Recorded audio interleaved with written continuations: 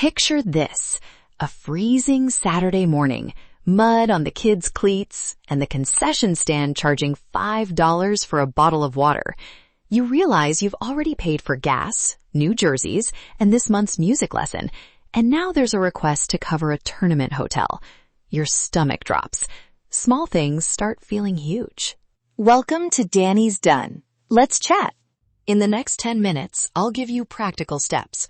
A legal baseline so you know what courts typically treat as support versus extras, a simple tracking system, calm scripts to use when you text or sit in mediation, and a parenting trick to keep the kids' rituals intact. Quick note, this is general information.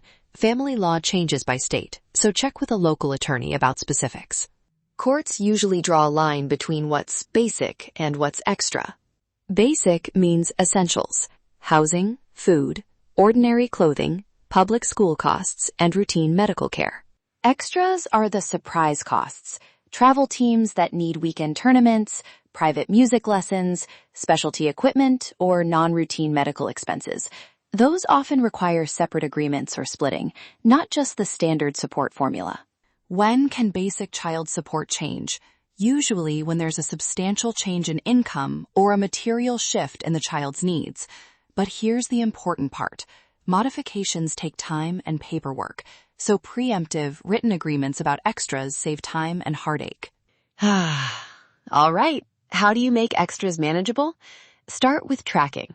A single shared spreadsheet or a simple app where you log date, item, purpose, and receipt photo removes ambiguity. Categorize clearly. Ongoing monthly items, say weekly private lessons, go in one column. One-off items or seasonal items, tournaments, travel hotels, go in another. When you talk money, you're showing a list, not arguing from memory. I can't cover the hotel for regionals this month. That single line often starts the spiral. Finger pointing, assumptions, and then a blow-up. Let's interrupt that pattern. Instead of replying heatedly, try this short, calm script. I want them to keep playing. I can't cover the hotel fully this month. Can we split it 60-40 for now and review next month?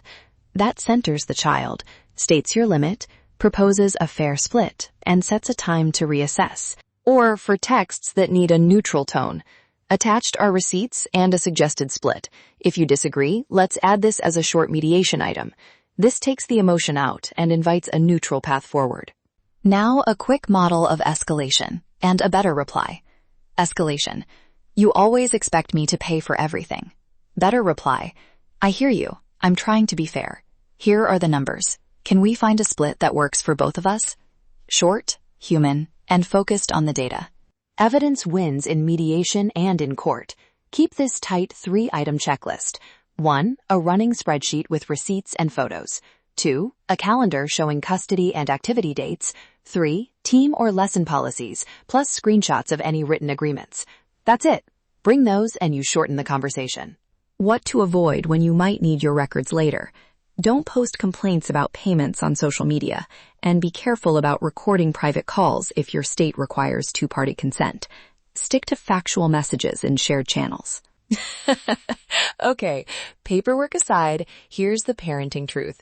Kids care about rituals more than ledgers. Pizza after home games, a specific song on the ride home, a pre-game photo. Those small routines are anchors. You can preserve rituals without splitting every cent evenly. One parent can commit to keeping a ritual, pizza night, while the other handles uniforms or snacks.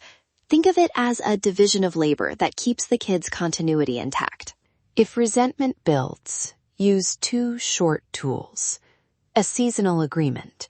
We'll split these costs for the season and revisit in January. And a gratitude habit. A 1-line text after a game. Thanks for bringing Ava today. She had so much fun. Goes a long way. Real vignette. A pair of parents who cheer for the Eagles and the Yankees kept rituals alive by trading responsibilities. One handled snacks and pregame playlists, the other covered team apparel. For travel tournaments, they alternated hotel nights or used a small shared fund. The kids still had the same fight songs and stadium visits. The continuity mattered more than a perfect ledger. Quick music note.